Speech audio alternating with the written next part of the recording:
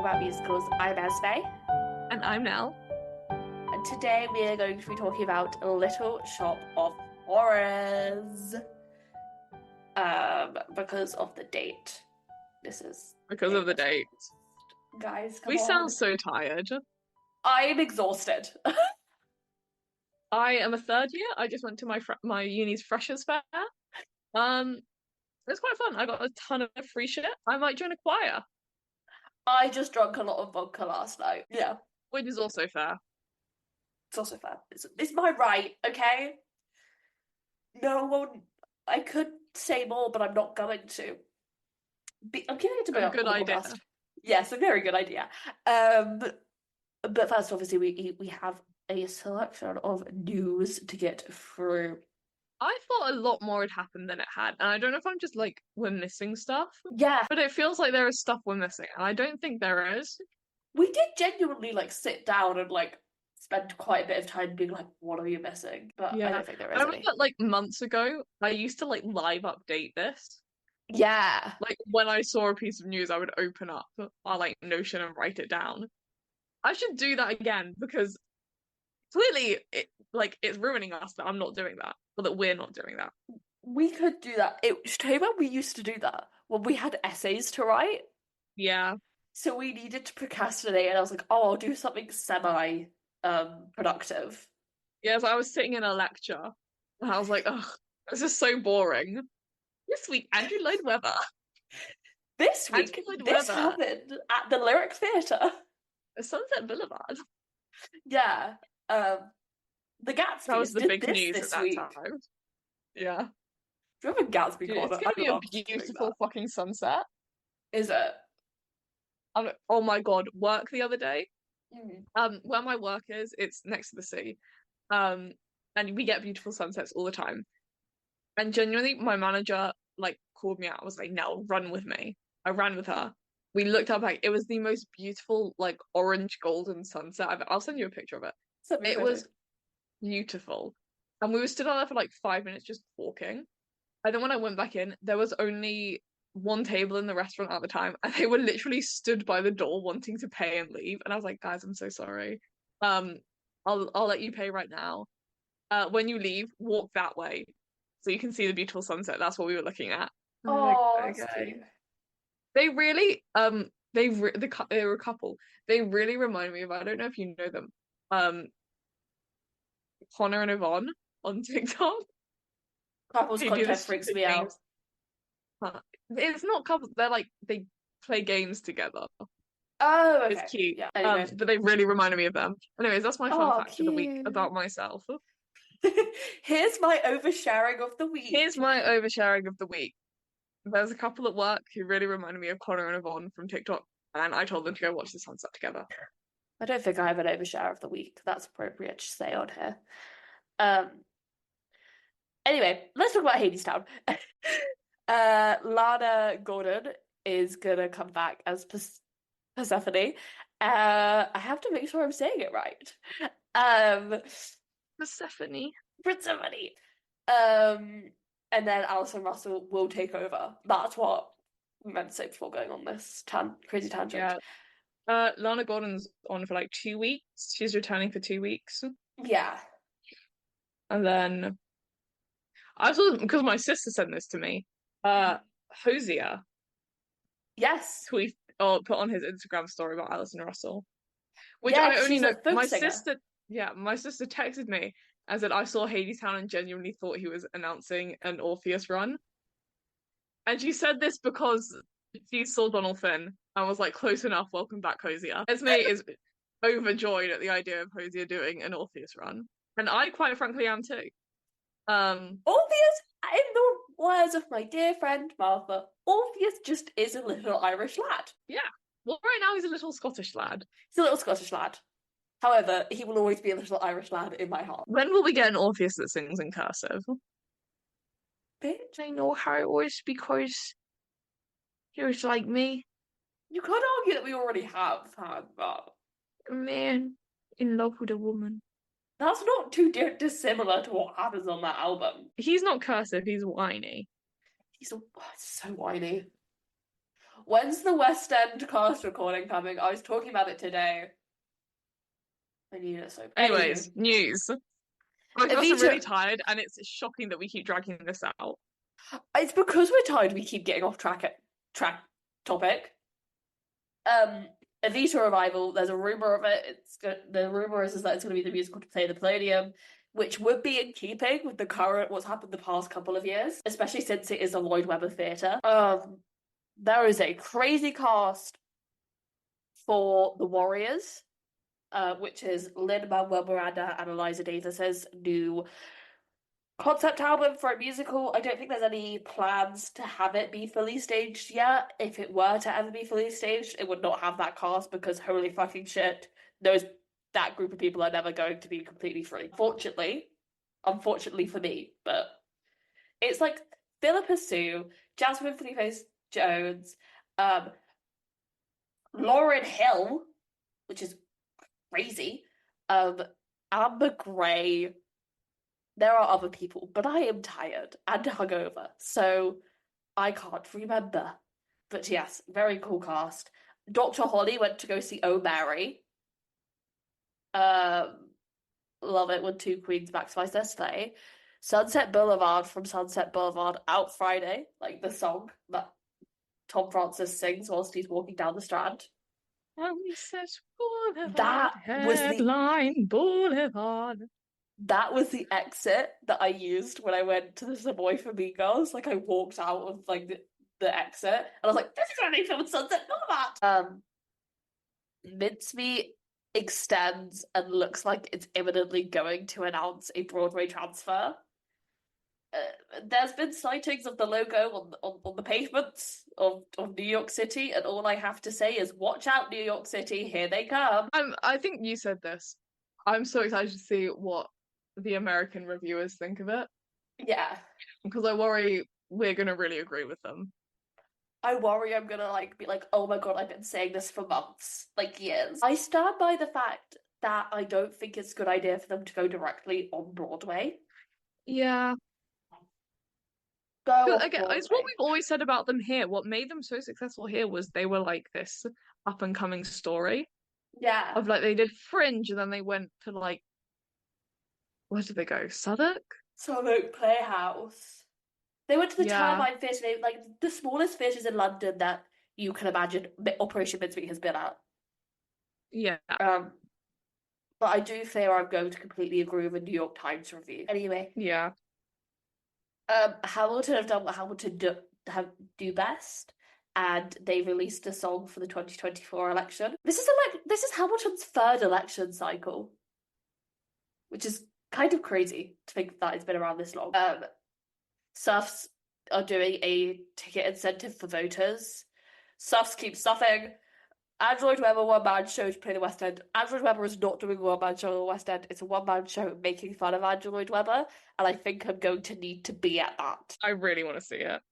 Like, it's just something that I need to see. Buena Vista Social Club to play Broadway. I read a synopsis of it, and I was like, oh, that sounds good. New Les Mis cast, very exciting. Brie Larson to do a play in the West End. It's having a tryout in Brighton first, and then it's going to the West End. And it's directed by Daniel Fish. Go Daniel Fish. And there is still no Gypsy cast. Maybe by the time that this is out, there'll be a Gypsy cast. But who knows? It starts performances in 2 months. It'll be fun. Shall we get into Little Shop? Yeah. I was like, oh, why do I have Cats written down? Because I found an article for Cats. And I was like, I'm going to save that. Little Shop of Horrors is a musical with music by Ellen Menken and lyrics and book by Howard Ashman. So in 1960, the original film would come out, described as a blank comedy. It was filmed over 2 days, and one night on a leftover set. The film would have its release initially in September of 1960. It would gain a large cult following and has since been coloured twice. Because it was originally filmed in black and white, obviously, because it was done on a shoestring budget in the 1960s. But it's been colorized twice, and it would be included in a festival of the worst movies ever made. Iconic. quite frankly. Yeah. Like they've made a lot of changes between that original movie and then the version of Little Shop we know today. Yeah. Because that I've not seen the original movie, but that original movie sounds batshit. Oh my God. What? Cake, the Marie Antoinette playlist, Yeah. is closing on the 29th of September. They just opened. It says, despite strong initial interest in this exciting new musical, it's not viable for the production to continue beyond this point and complete its planned run. What the hell? Jesus. We would like to thank all of the cast, creative team, technical staff, and all of those who have helped to develop this new musical to this point. All of the team involved have worked incredibly hard to create an excellent show, which we're all incredibly proud of. Customers for cancelled performances will be contacted by the box office or ticket agent shortly, and we will be cancelling our planned press performance on 24th of September. What happened? Did they run out of funding? So they were meant to be on from the 13th of September to the 10th of November. So they've been open for 5 days. Yeah. And now they're closing on the 29th. Jesus. What the? So, first preview was sold out. Yeah. And this is insane. Wait, let me just look at how there's. Do you reckon they've already pulled some of the performances? Maybe. I mean, I don't think we ever really said anything about Kate. No, because yeah, they've already pulled some of the performances, and all of them were on cash offer for £15. Oh, maybe we'll go see it. How are they selling though? Like, if I just go and look at one of these. Yeah, I'm looking right now. Oh. Oh. Yeah. But surely if the other palace needs to be filled, then they would just give it to them. Like, nothing's going to be running in the other palace until Lightning Thief comes in. Yeah, I mean, being real, all of them are about the same. Yeah. Like, all of the performances have about the same number of seats sold and the same number available. Tomorrow looks pretty full. Well, the 24th is like completely full. There's 3, 4, 5, 6, 7. There's 8 seats left for the 24th. Oh, that was the press performance, the 24th. Oh, that's true. I guess it isn't selling amazingly. But it's only been running 5 days. Yeah, I guess to be fair, it's the other palace, which is like a really small like venue. Yeah. Let me just check something. Because my thing is that surely, unless they've worked out that it's actually just cheaper to pull cake and have the theatre sit empty rather than lose money. But surely the producers must have just pulled the plug. It's just had some bad producing. Sorry, this is so. I know we're getting distracted, but yeah, no, that's insane. The other palace is now going to sit empty, the main stage, until the Lightning Thief comes in November, late November. Isn't something else going in between? I don't think so. Let me check the website. I thought there was something. I thought it was another Fringe transfer. Oh, yeah. Pink. But how long is that running for? Oh, 2 weeks. 8th of October to 20th of October. So that was meant. That's not in the main stage then. Yeah. That's running alongside. Yeah, that's in the studio. But yeah, it's also like the other palace will make money when shows are in there by selling drinks and food. So it's literally going to sit empty until the 23rd of November. Yeah. That's insane. I'm surprised that they're pulling the plug on this because this is like their third London run. You'd think that they know what the demand was by now. Yeah. Which is why I thought they were going to the other palace. Yeah. Like, it made sense for this to be another palace show. This is very strange. Also, I've just looked at the cast. Just seem... It's Zizi Stralin, Renee Lamb, and Millie O'Connell, who are like, and then Travis Ross.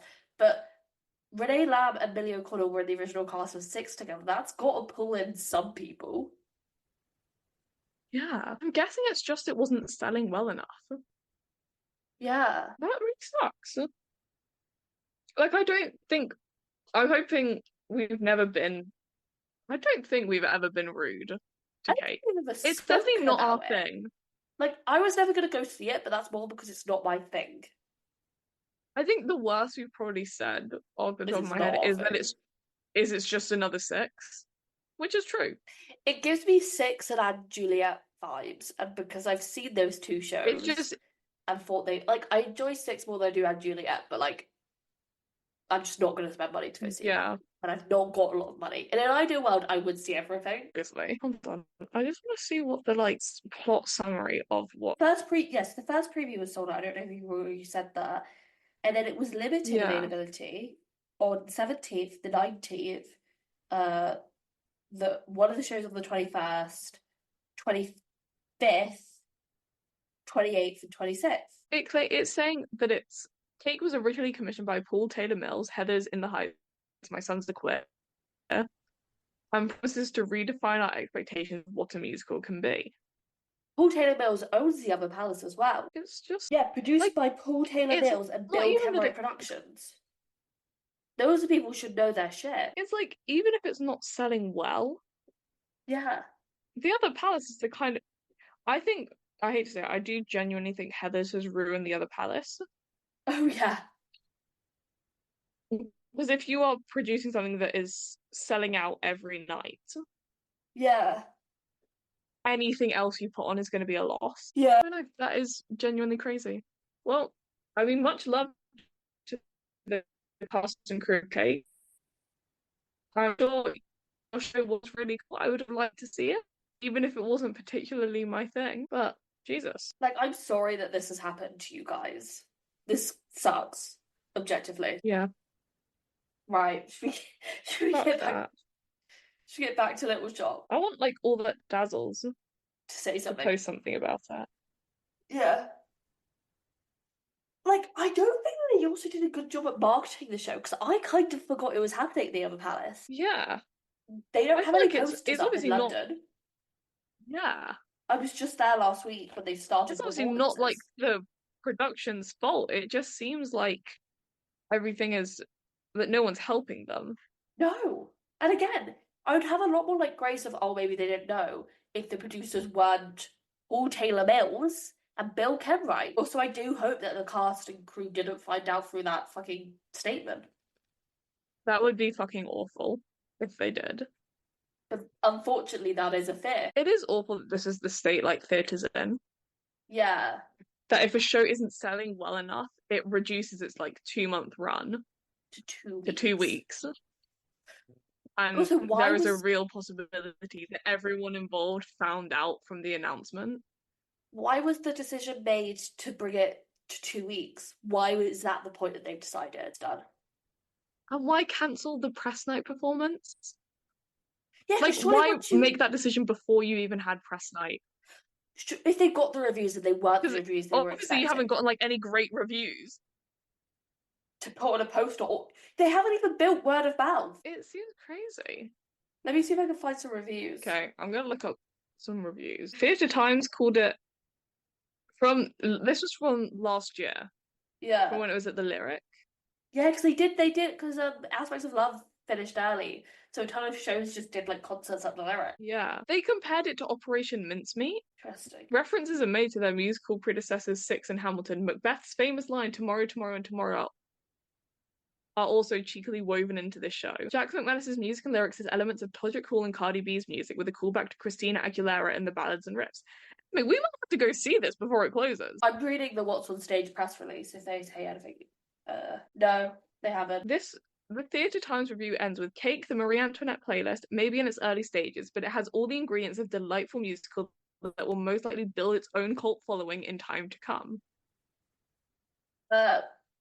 West End Best Friend gave it 5 stars when it was at the Norwich Playhouse in April of last year. London Theatre Reviews gave it 3.5, but I think their big thing is just, yeah, with work to do but vast potential is a fabulous night at the theatre and certainly a show worth keeping an eye on for its future development. This is crazy. This is so weird. It's like every single review it's got has been good.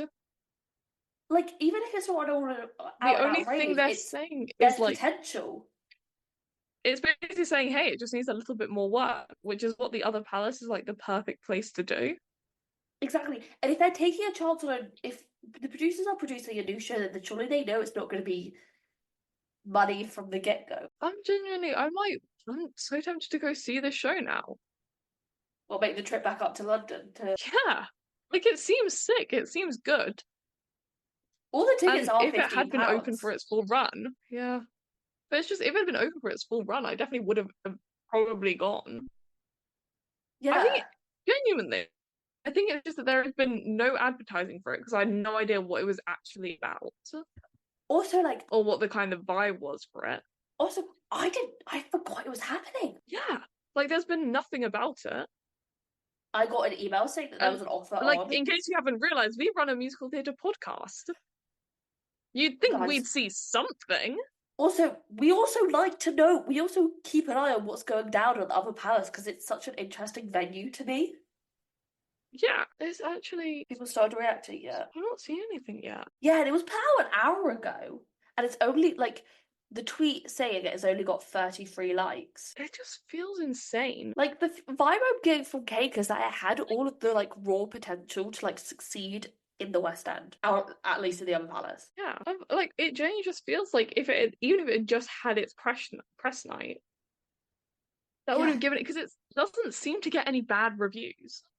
Yeah. I think it just needed like a little push, and it hasn't been allowed to have that. Yeah. Fucking hell. Crazy. Okay, I feel like we have to now take a step back from that and do Little Shop. And do Little Shop, which always knew its Jesus. place until it didn't. Anyways, much love to the cast and crew of Cake again. So sorry I'm to really you sorry. guys. Like, That fucking what? sucks. Like, it's so I hope unexpected. that there's like some explanation for it at some point. I Like, hope even someone if says it's something. yeah, even if it's something as shit as, hey, there's actually this show coming into the other palace instead, It which got would still be Beetlejuice out of shit. there. Yeah, like it would be shit, and I would still be like pissed off on their behalf. Yeah. But at least that would be better than, hey, this show that we didn't give any Especially chances since, to is closed. okay, again, I know far too much about the way that other palaces operated. Paul Taylor Mills, the guy who commissioned the piece, is producing the piece, owns the other palace. So all intents and Like purposes, this show is his baby. And you he's don't take a chance on a show like that and then close it before you give it a press night. not even take a chance. Have this show be made. It's insane. That's Jesus. That's what I don't understand. Anyway, should we talk about Alan Menken? Yeah, I guess so. I guess we have to talk about Alan Menken now. Alan Menken grew up in New York in the 1960s and 70s to parents that were in the arts. His dad was also a dentist, ironically enough. However, he was unsure about what he wanted to do with his life. In college, he was pre-med, an anthropology major, philosophy major, before graduating with a degree in musicology.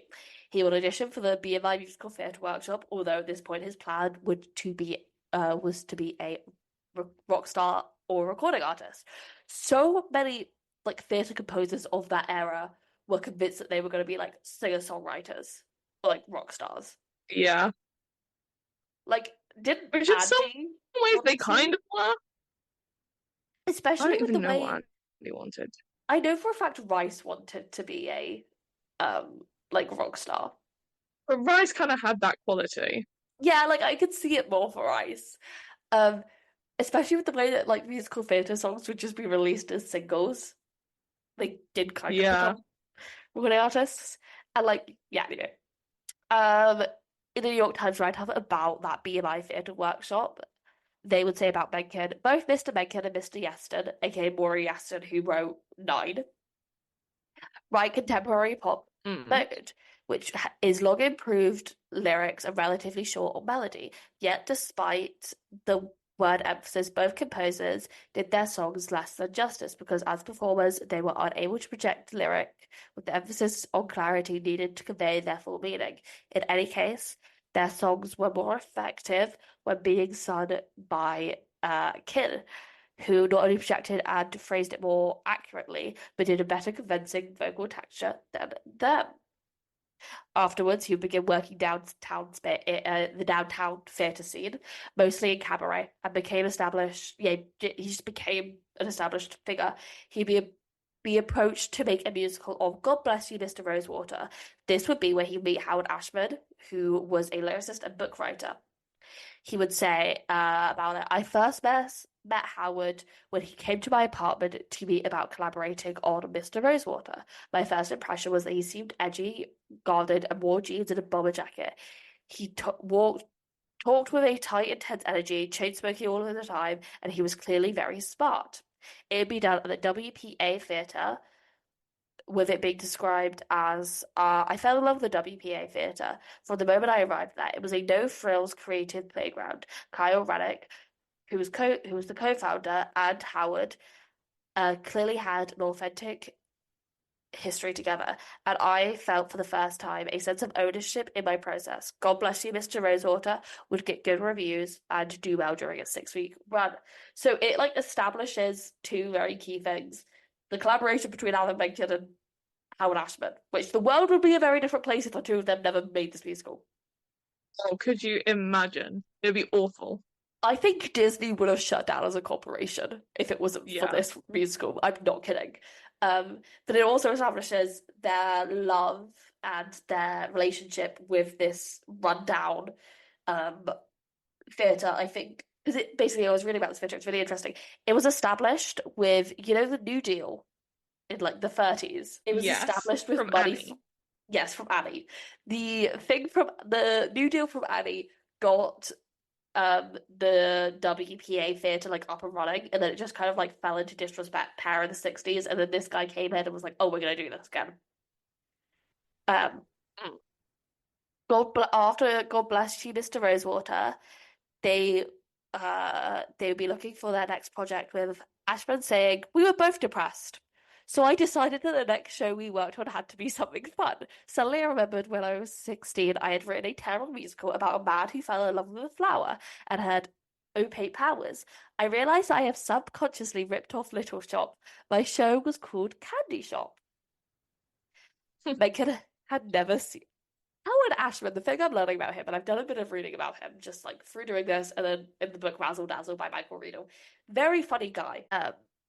Alan Menken had never seen the film, but luckily a few weeks later, after Ashman told him he wanted to make a musical out of it, it showed up on cable TV. We videotaped it, Ashman says, and Alan liked it because it immediately gave him musical ideas. It reeked of the 1960s. We wrote the show in fits and starts, but once we found the right approach to it, it was finished in about 8 weeks. Um, so they basically decided to do the 1960s music, because you can like it has a dark sound to it almost. But also they were writing this in the early 80s. You were at that point, you were 20 years on from the 60s, so people could You have almost look cheap back. nostalgia. Exactly, in the same way we're really nostalgic for like the early 2000s music right now. Like it is the right time to do like a parody of it. Yeah. Which is why I was actually thinking about this earlier. Yeah. Um, the song that Kyle Gordon did that went viral, where he was like every European pop song sounds like this. Oh, Well, every yes. early 2000s one. What the fuck was it called?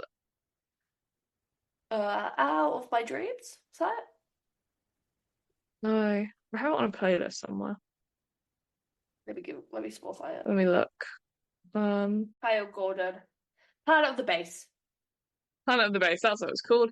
Um, that Featuring I DJ think Crazy. that yeah, I think that really boosted or really went viral and got popular because of our need for like early 2000 songs. But Yeah. yeah, I get like makes complete sense why you It's would do that for Little Shop. it's the same way that like Annie is like set in the 30s and written in the 70s for nostalgia reasons. Reasons. Nostalgia is a drug and we have never been able to stop taking it as a culture. Uh, Yeah. there were two pony-tailed teenagers in the movie. They decided to turn them into a black trio that functions as a Greek chorus, commenting on the action. That is a quote from like I believe the 80s from them as this was coming out. People who see our show say it's just like a movie. This is a quote from either I think Howard Ashman.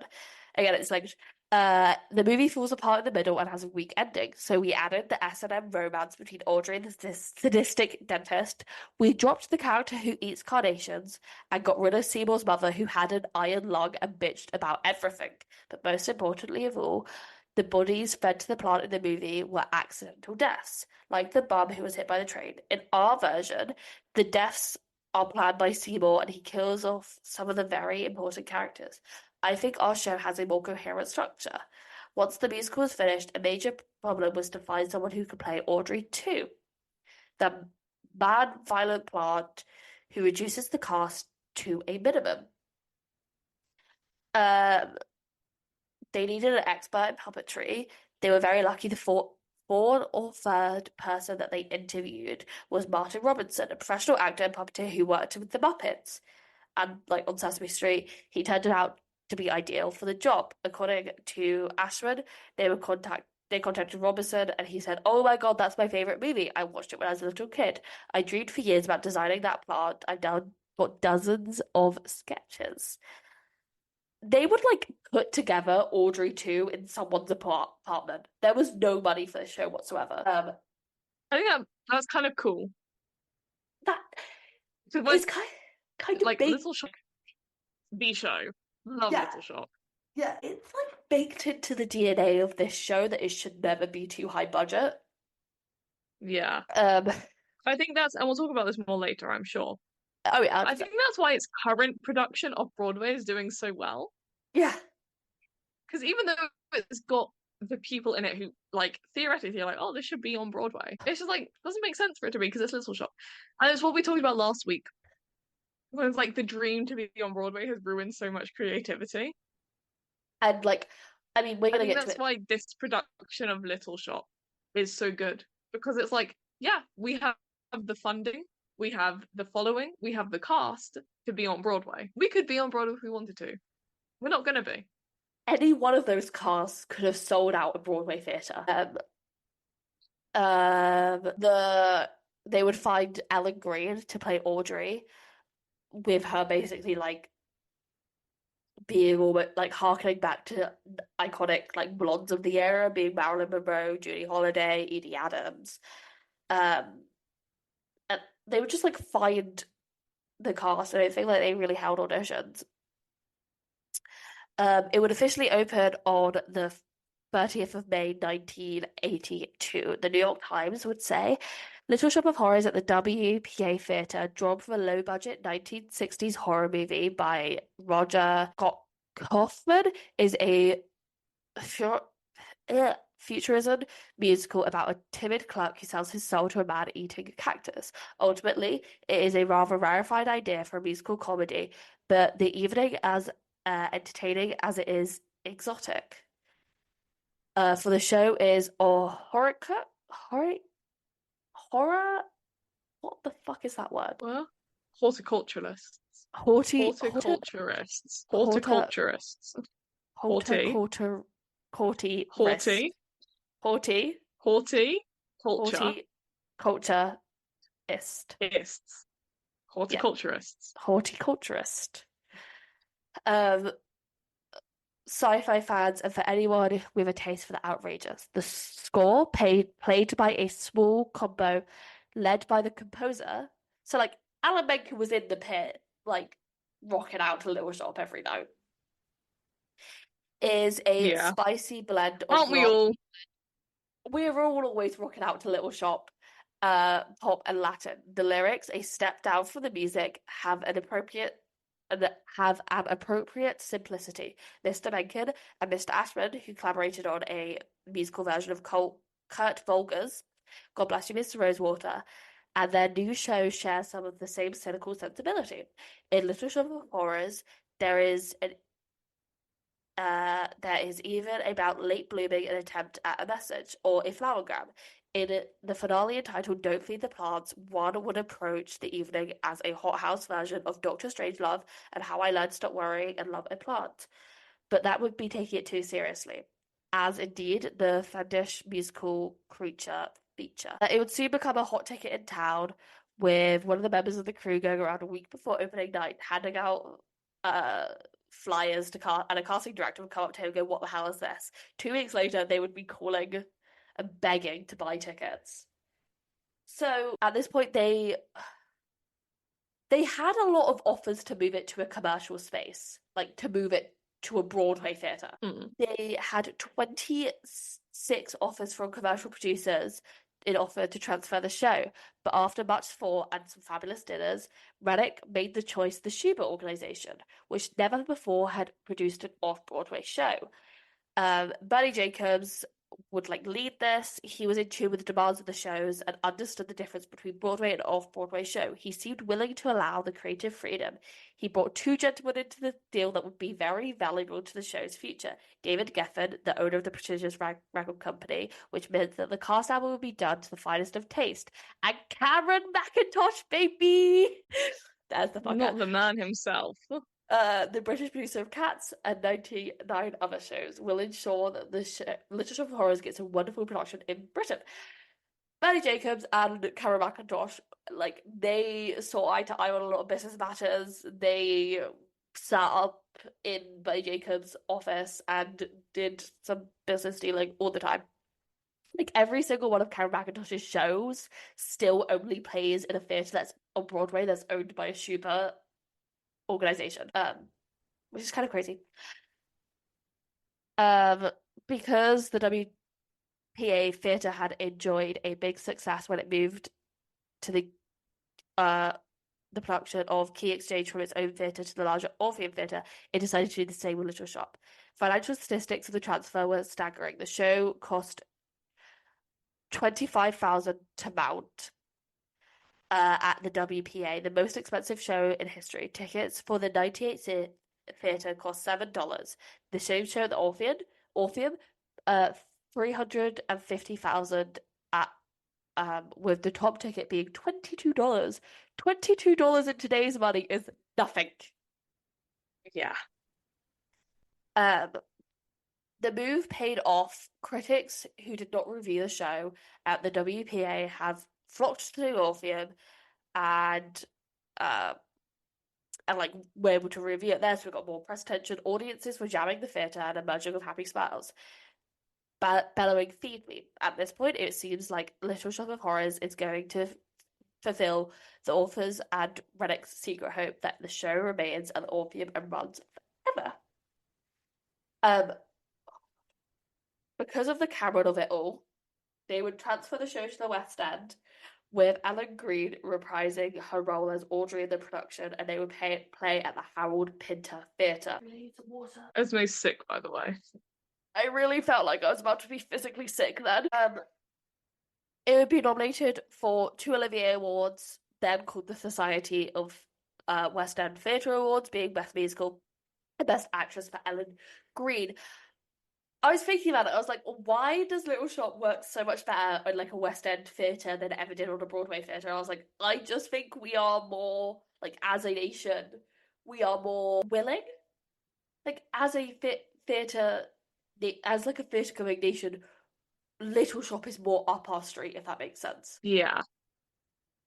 Like, our sensibilities line up with Little Shop a bit more. It would be successful in the West End, and it would run for 1,983 performances. They would have a movie adaptation in 1986, being nominated for 2 Oscars and winning Best Effects and Best Original Score for Green Mother from Outer Space. Now, the most notable like change from the musical to movie musical would be they changed the ending again. So in the musical, they all die. Like, that's the ending. And then Yeah. in the movie, they don't. Like, there's 2 different endings. There's one where like Audrey lives, and then there's one where like Audrey and Seymour live. And they move to suburbia. Yeah. And I was thinking about it, and it was like, it's because I guess movie dead is a lot different from theatre dead, if that makes sense. Mm. And is that because of the curtain call? Like, if someone dies, then you still see them at the end. You know that they're not actually dead. Yeah. I don't know. I think it's really interesting that they just completely changed it. Anyway, it would end its 5-year run in 1987 after 2,200 nine performances, with being the high at the time, the highest ever grossing off-Broadway production of all time. I don't know whether or not it still is. I doubt that it is, but I like off the top of my head, I couldn't think of what would replace it, if that makes sense. So in 2003, they would decide, fuck it. We're gonna try and bring it to Broadway, baby. Alan Menken's still alive. Howard Ashman's unfortunately died, but like in the interim, they've gone on to be like Disney darlings. In 2003, they would plan to have a $8 million revival of Little Shop of Horrors, with it doing a Florida engagement before going to Broadway. It would have Hunter Foster as Seymour, Alice Ripley as Audrey, and Billy Porter as Audrey too. Crazy. Yes, like that is so 2003, that cast. Yeah. It would be directed by Connie Grappo, who was only given the rights to the show, despite the fact that Howard Ashman was always very adamant that it would never have a Broadway transfer out of fear that it would lose its heart and soul. But this revival, they like let the estate let them do this revival on the condition that Connie Grappo directed, because of her long association with the musical, since she was Howard Ashman's assistant on the original, had directed several productions worldwide, and was married to the original Seymour. The estate were basically like, I know you're not going to fuck this up. Yeah, if it has to go to Broadway, you can take it to Broadway. However, it would not that Florida production would not go over well with the critics, with them cancelling the Broadway run, with the producer saying, "We feel an obligation to everyone involved in Little Shop and the ticket buying public to ensure that the work we present on Broadway represents the best work we do. In spite of the great number of talented people involved, the elements of this production do not come together the way we would have liked." They would start over by adding another $21 million to the budget and recasting the whole cast except Hunter Foster. They would get rid of Connie Grappo and replace her with Jerry Zaks, who the producers originally wanted. They originally wanted Jerry Zaks, but the estate were like, no, he's gonna like Broadwayify it too much. But they eventually got their way. The rest of the cast would be filled out with Michael Leon Woosley as the voice of Audrey 2 and Kerry Butler as Audrey. It would finally open on Broadway on the 2nd of November 2003 after 40 previews. I feel like 40 previews is a lot of previews. Yeah. Like, normally it's 20. I mean, I guess if it is something like Little Shop, Yeah. you really want it to be perfect. Yeah, I get that. Especially, like, if there was constant changes happening, which, from the sounds of it, this production was quite turbulent. Yeah. Right, now let's read one of the most crazy New York Times reviews I've ever read. I kid you not, Ben Brantley wrote this and this was then published in the New York Times. An open letter to Audrey 2. The people-eating plant at the revival of Little Shop of Horrors, which opened last night in the Virginia Theatre. Dear Diva. Incredible opening. Ben Brantley, you would love TikTok. You're still hungry, aren't you? Your ears insatiable vixen. Isn't it enough that you started a creepy 1960 cult fic and went on to wow them off-Broadway musical adaptation in 1982, which then quickly proceeded with a movie version of the musical where you got to munch on Hollywood big shots like Steve Martin. Oh baby, you've had to have Broadway at your feet too, like Nicole and Glenn. Well, I saw you at the Virginia Baby, and yes, you're bigger than ever. But sometime it's been quiet between shows. Audrey 2, take a look at that green face of yours in the mirror and ask yourself what's missing. Try to figure out what you've just left behind to you when you took the steep road to the Great White Way. Sincerely, someone who knew you when. What the fuck? This had me cackling when I first read it. He's insane. It's with Dear Diva. You know that thing when people have been asking like about those Kate King videos? Who is this diva? Yeah. Anyway, he would go like Ben Brantley would go on to give it a normal review, saying, he just had to get that out of the way first. He just had to get this sincere mental illness, which is what that can only be described. No, that is just pure love for Audrey too. That's the kind of shit that fucking Seymour was saying. Like, I need to know what was going through his head when he started off with Dear Diva. Dear Diva. Sincerely, someone who knew you when. When did that idea of starting the review with an open letter to Audrey 2 come into his head? And how gassed was he when he found that out? Like, surely you write that while you're drunk. Oh, he was like downing his sorrows because this little shop was bad. I was like, Dear Diva. Dear Diva. So he would say, in despite of tourist cooning, world of the cultural appropriation on Broadway, which has given us stillborn abbreviations such as Saturday Night Fever and the revised Rocky Horror Show. And the mid-90s version of Grease, the new Little Shop of Horrors does not rank as a major offender. Directed by the silkly efficient Jerry Zaks, the show is, in word and song, honorably true to the smaller off-Broadway incarnation that became a sleeper of the season 21 years ago. The overall effect is not exactly plausible, then pleasant, which is kind of oddly word to apply to a show which features a dentist wearing black leather to extol the joys of inflicting pain, and the first act finale is in which the notable props are a bloody, dripping parts and a dismembered body. As the excuse in recycling, which now seems plausible in the industry among Broadway producers, this little shop suggests that the conversation of sharp, shiny, tiny into something closer to a Teflon.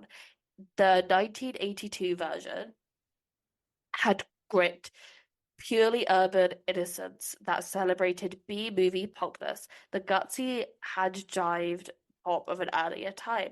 For the current Little Shop, the show's edges have been sanded to a smooth finish that never pricks, nicks, or otherwise stimulates. As re-envisioned by the designer Scott Pask, the set's production setting of Skid Row, USA makes cobwebs look clean and bloodstains belligerently picturesque. It's the same aesthetic that pervades the haunted mansion at Disney World. And Audrey 2, as the audience almost warms to, embodies by a series of puppets which grow larger and larger as it consumes more and more of the cast of characters. The plot sets a new standing for monstrous egos on Broadway. It may indeed turn out to be the perfect matinee idol for theatergoers who, like so many Americans, prefer their treats to be supersized. Which is like, it's an interesting review once you get past Dear Diva. Yeah. Like, it is genuinely, I'm just hung up on that. Like, I'm sure he is making great points. Like, I know he's making great points. But Dear Diva. That's the episode title. Dear Diva. Dear Diva. Dear Diva. I always want to put like a purple heart next to it. You know? Yeah. Variety would say, much like the horticultural alliteration that it celebrates, the little musical Little Shop of Horrors, which seems to be mutilated in the 20 years since it first set down roots in a tiny space off Broadway. Here it is, 2 decades later, a jolly green giant and a big Broadway house, delighting audiences anew with its R&B score that you would sell your soul for. I don't think it's... Is it R&B, the score? Little Shop? Is it what? Would you describe the score as Little Shop as R&B? I guess some of the... Oh, what's the trio called? The Urchins. Yeah. Yeah. I guess some of their stuff is a little R&B. I would say it's more poppy. It's peppy cast of Skid Row denizens with Motor City vocals. It's affectionate, goofing, cheesy 1960s Roger Corman picture. The musical does at times look small on the stage of the Virginia Theatre, just 4 significant roles, 4.5, counting the voice of the man-eating plant, a chorus remaining of freight. Oh, but what a trio, and essentially a single setting.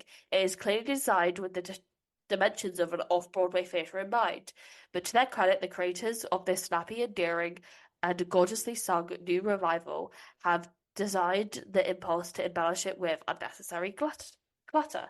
Audiences new to it aren't likely to notice that it seems a little bit like a very talented baton twirler on the stage of Carnegie Hall. The truth is, for the last 2 decades, Broadway has shrunk to fit Little Shop. This show pioneered in a kind of tongue-in-cheek approach to musical theatre, that classic that has since set up shop all across the Great White Way. From the source of its celluloid and no classic to its self-mocking ditzy book, lyrics by the late Howard Ashman, to its rhythmic score that looks sideways at the world of pop charts rather than back to Broadway history.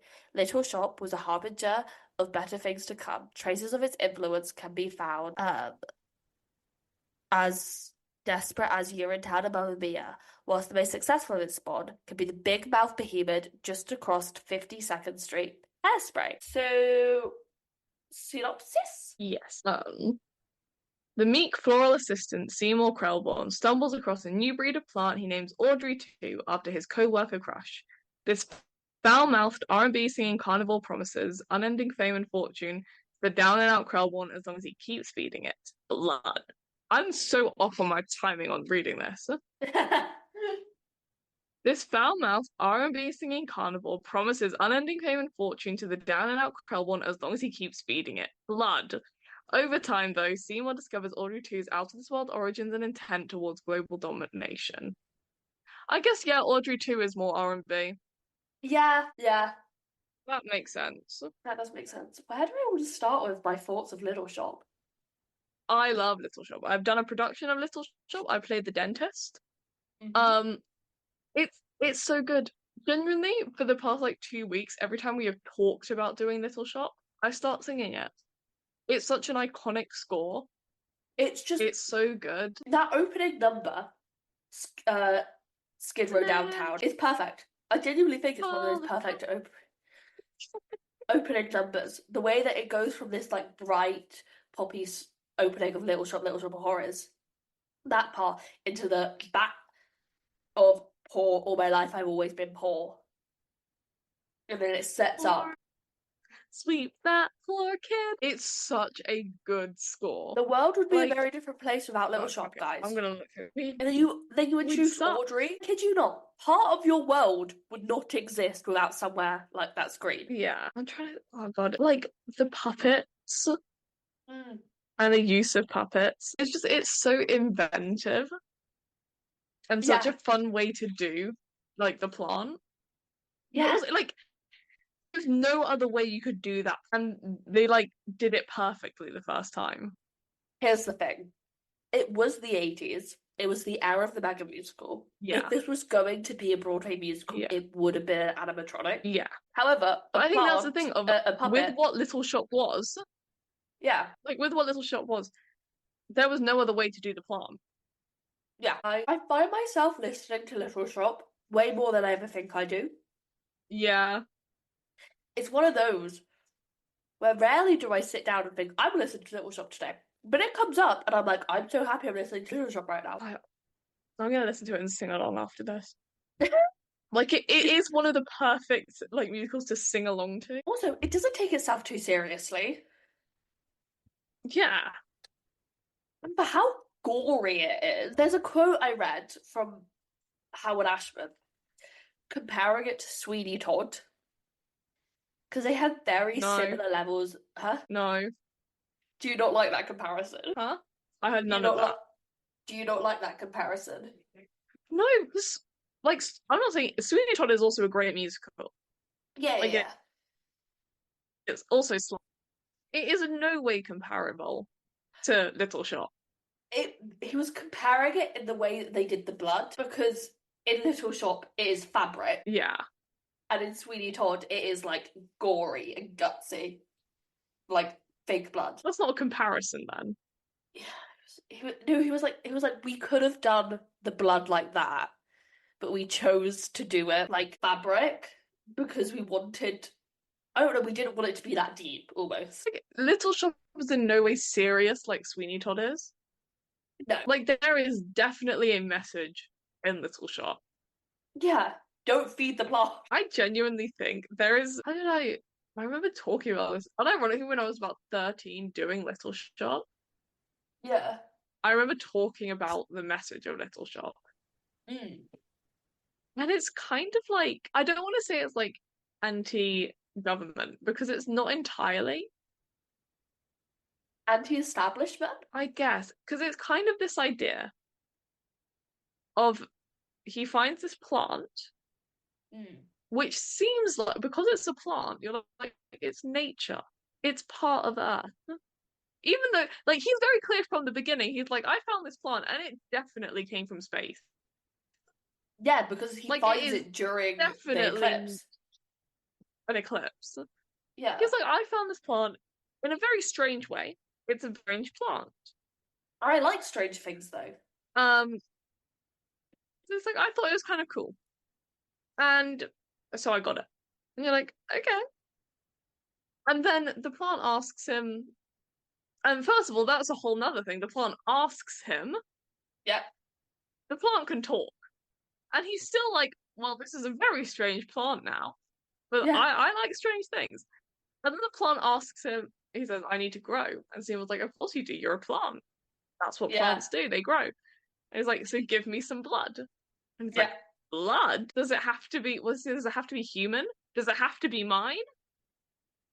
And the plant's like, no, Seymour, of course not. It does have to be human blood. But it can be anyone's. And Seymour's like, great, let me kill my awful boss. And this one's kind of an accident. Yeah. Like he's got a bit of deniability there, but he kills the boss that's been fucking up Seymour's life a bit, But it's also and his life like a gets bit a of bit like better. vigilante justice in a way. Yeah, like it's like this guy was a dick, and Yeah. it's the same with I don't think he kills the dentist. I know that one.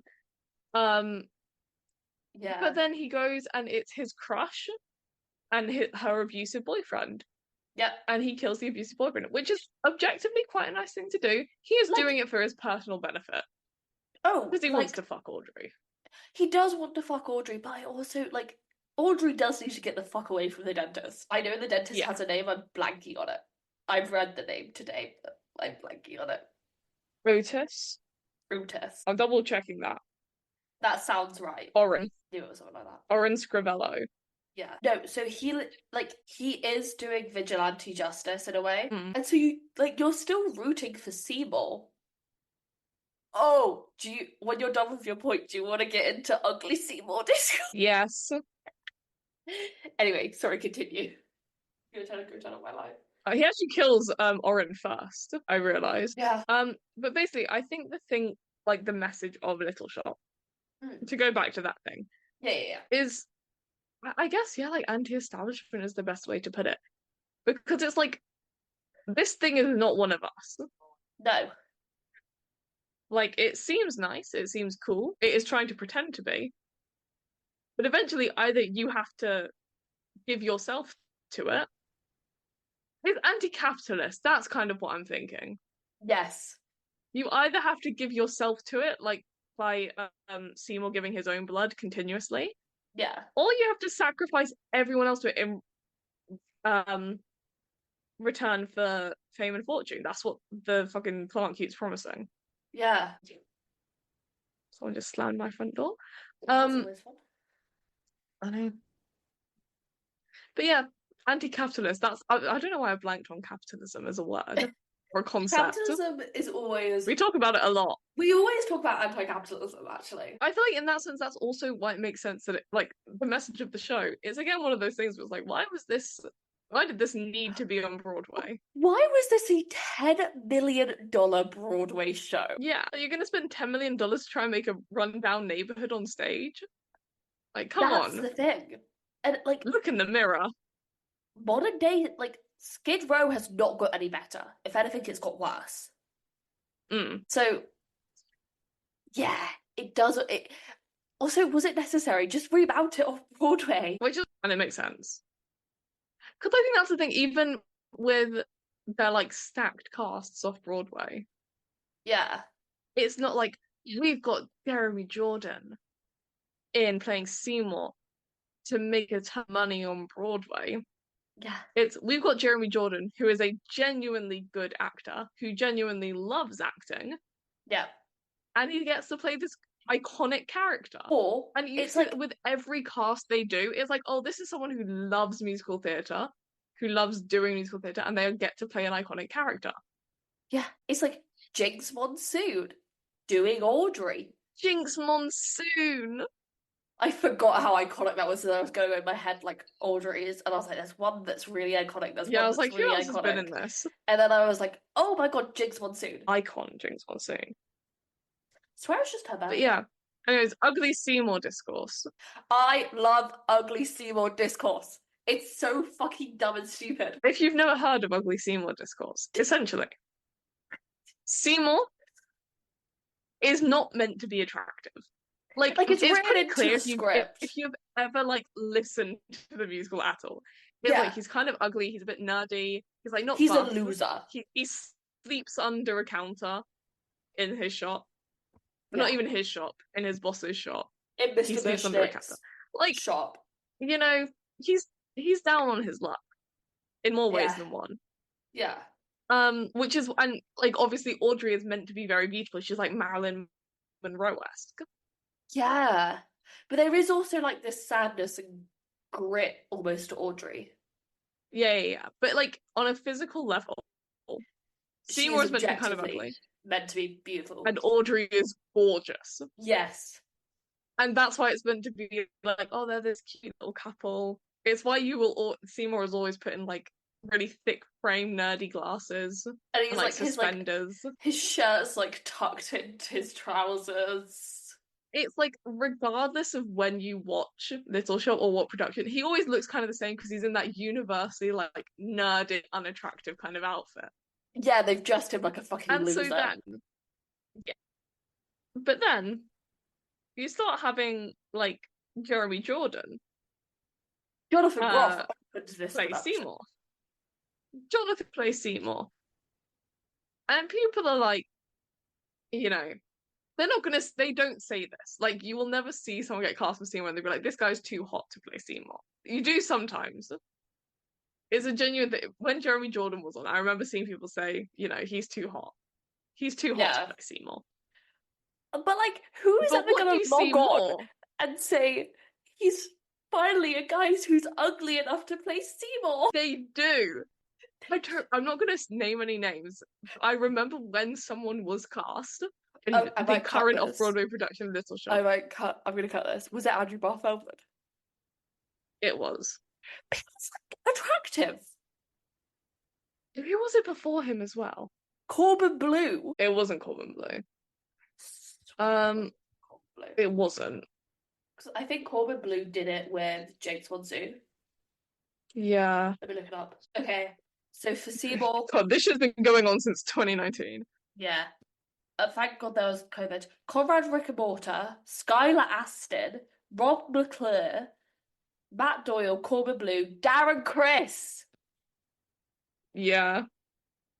and Andrew Barth-Feldman, Drew Gayling, Bryce Pinkham, James Gapard. Oh no, those are the Orlands. Who the fuck is Christian Borle is Oren? I forgot.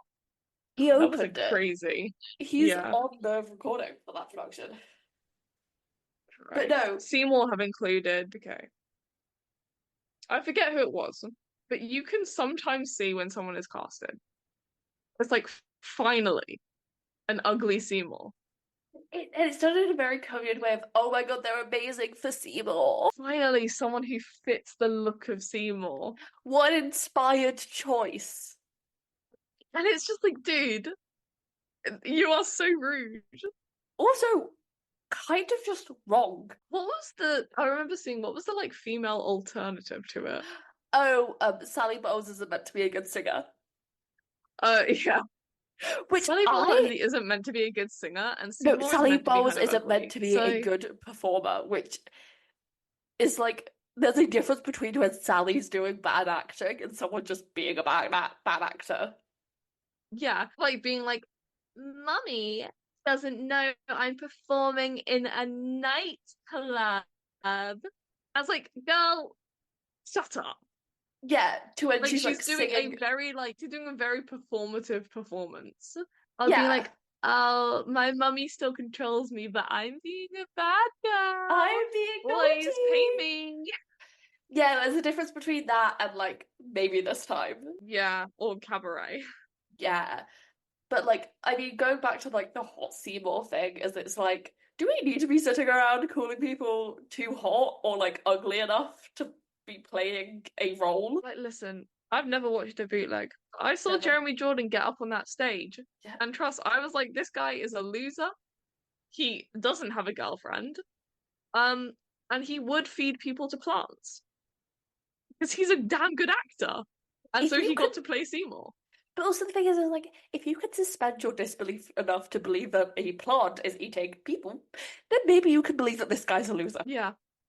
It's like also I think it's like first of all, it is crazy that we have to talk this much about actors' appearances just to Yeah. talk about shows. But it's also I think it's like like even if you're seeing the most attractive man in the world step on as Seymour, Yeah. and you're like, oh my god, why would Audrey be with fucking Oren instead? Like, why is she with this fucking dentist who's a dick to her? Yeah. It's like, well, that's the point. Have you listened to Somewhere That's Green? I know Seymour is the greatest. Greatest.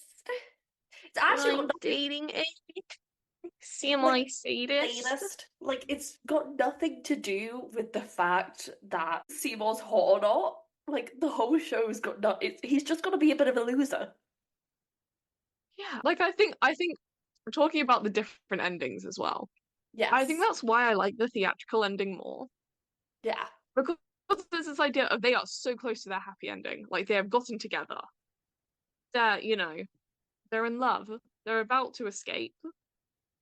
And they still Yeah. get fucked over because of their choices. Very Hades Town core. Very Hadestown, very anti-capitalist.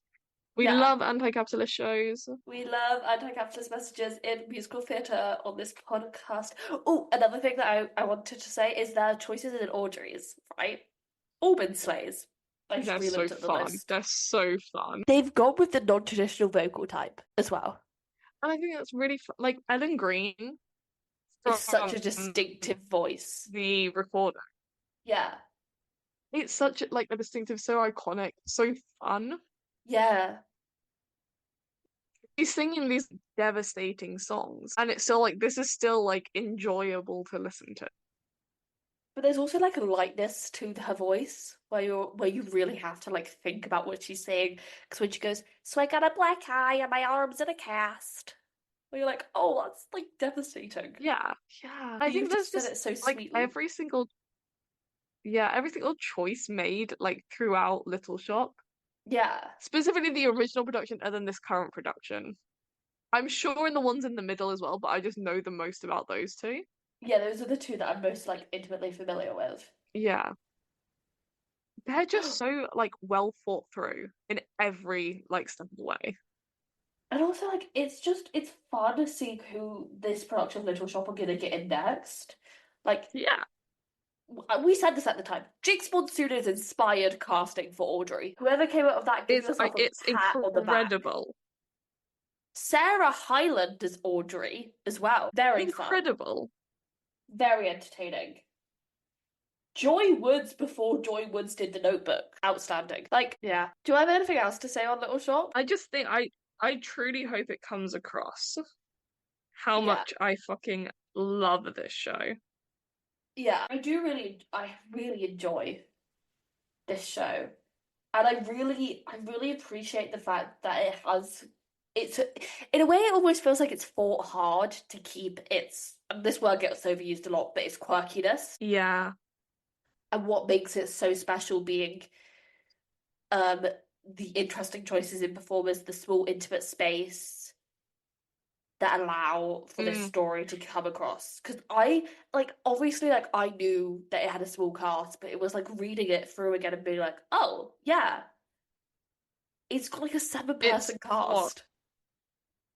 The Urchins, Oh, Mushnek, Sometimes Mushnik's wife, Yes, but I but think that's for like usually not. school productions to add in an extra person.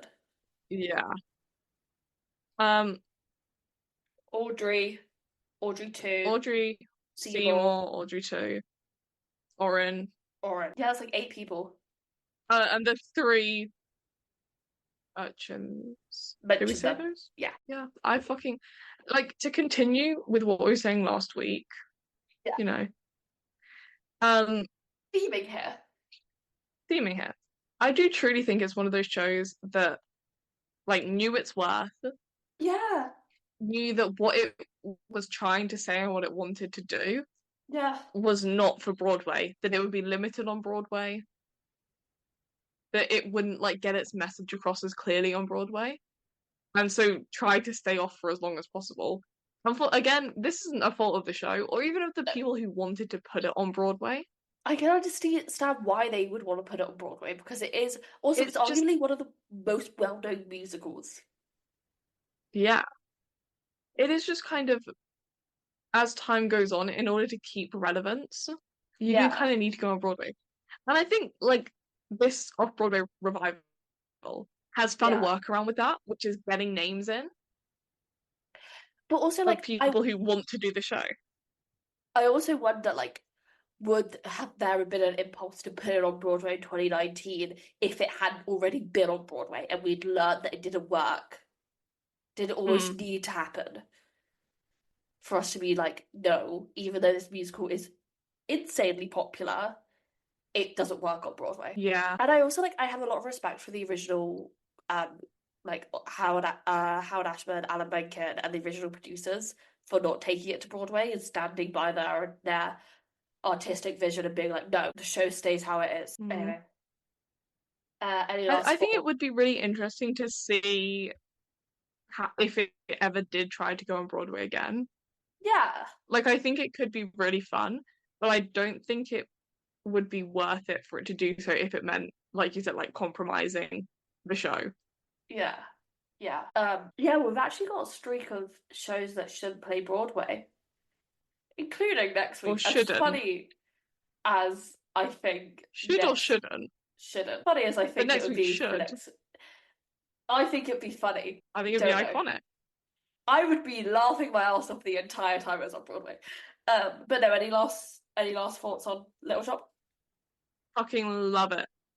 It's if you haven't listened to Little Shop recently, go give it a listen. It's Go outstanding. listen to Little Shop right now. Right. Don't finish this podcast. Never listen Yeah. to us again. Go listen to Little Shop. all of your time listening to Little Shop because it's just a banger of an album. Yeah, it just translates really well over to album form as well. Oh, it's like you aren't missing stuff from not seeing it live, obviously, because it's a musical. Yeah. But my God, is it still a banger to listen to? Oh, it's great. Anyway, it would not last long. It would okay. So, Little Shop fell under the classics rule at the Tonys. You know how like if a show's well known but never played Broadway, when it eventually plays Broadway, they'll class it as a revival. Little Shop was classed as a revival. It wouldn't even be nominated that year. It was the year of Wicked and Avenue Q, so there was a lot else going on. No one gave much thought to the Little Shop revival. It was only being nominated for, I think, set or something like that, and actor. It would have a successful run in the West End with a new production starting at the Mini Air Chocolate Factory with Sheridan Smith. Another great choice for Audrey. In 2015, Ellen Green would reprise her role as Audrey alongside Nell's favourite person in the world, Jake Gyllenhaal. Icon.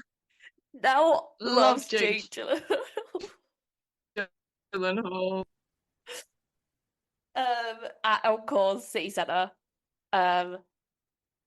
In 2019, they would have their revival at the West Side Theatre with Jonathan Groff, Tammy Blanchard, and Christian Borle.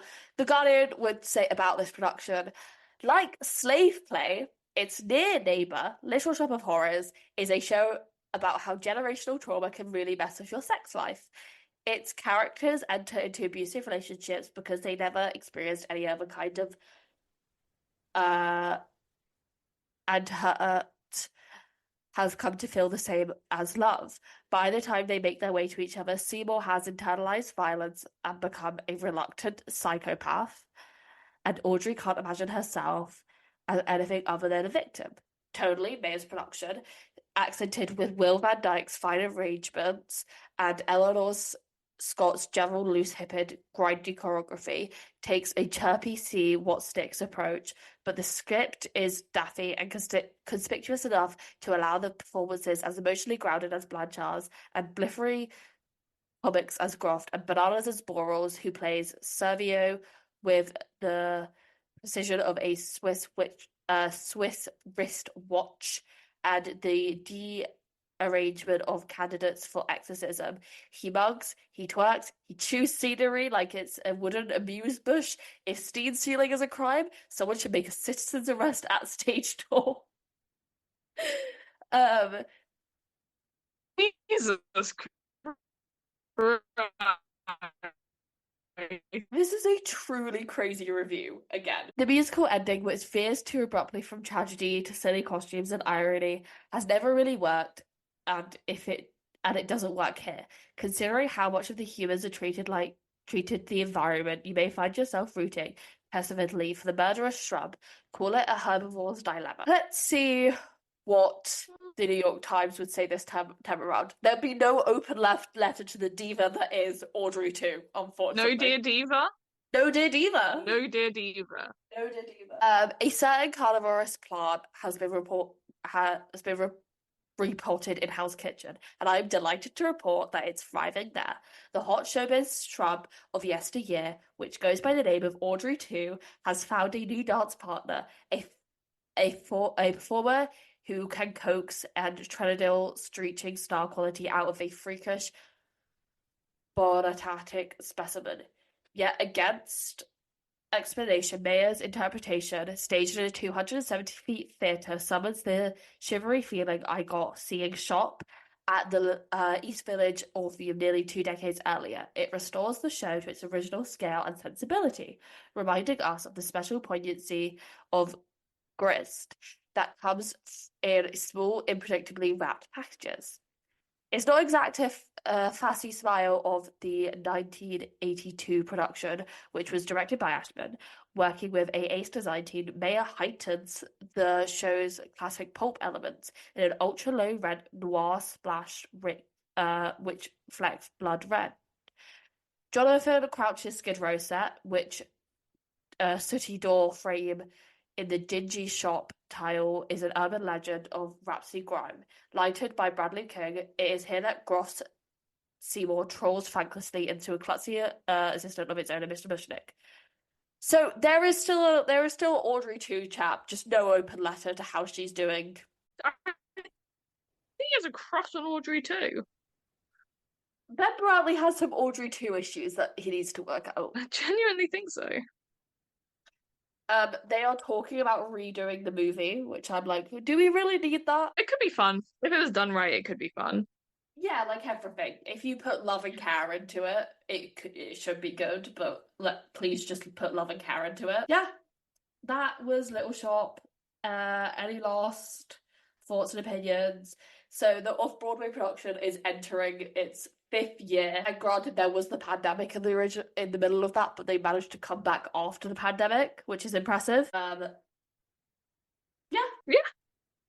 Now I'm going to give you the honors of explaining what we're doing next week. Next week it will be my birthday. I'll be turning 21. Everyone's going to say happy birthday to Now next happy week. Happy birthday to We're me. going to make it very obvious it's her birthday when you find out what we're doing. And so to celebrate, keeping in theme from last year where I got to do Phantom of the Opera, we're doing Love Never Dies. Yep. My favorite musical that I have seen live in concert. We have seen it live. Norm Lewis and Celine Schumacher. Yes. I have a signed program from Norm Lewis and Celine Schumacher. It is I Mel's prize I for don't even have a preference. signed Phantom program. I actually No. don't own a signed Phantom program. I do own a signed Love Never Dies program. Well, because you bought it with So your Love Never ticket. Dies is my favorite show. Yeah, I only bought one. I bought two Yeah. tickets and I bought one signed program. It means more to you than it ever could to me, so We sat in the worst seats in the theatre. Andrew Lloyd Webber did show up, and it was a birthday Esme. gift to Esme, and I didn't give her the program. I would rather you have it. It would feel wrong if I Thank you. had the It means signed a Love lot. Never Dies Really, it means program. a lot. It'd be weird if I had the signed Love Never Dies Just a program. little. Just a little. Um, I have the memories of seeing Andrew Lloyd Webber with my own two eyes, and that's enough. You have a great video of me screaming, "This is the best day of my life." And we just laughed our asses off because what do you do when Andrew Lloyd Webber's in front of you? Well, not in front. Like, He was like, and we can't be like normal about it. So, no, God, no. but yeah, I next week think we're doing Love Never Dies. I'm very excited. I think And if we then we were get to do closer, spooky stuff. well, you could argue Love Never Dies is spooky. You know, the fucking Little Shop of Horrors with the man-eating plant is spooky. Yeah, yeah.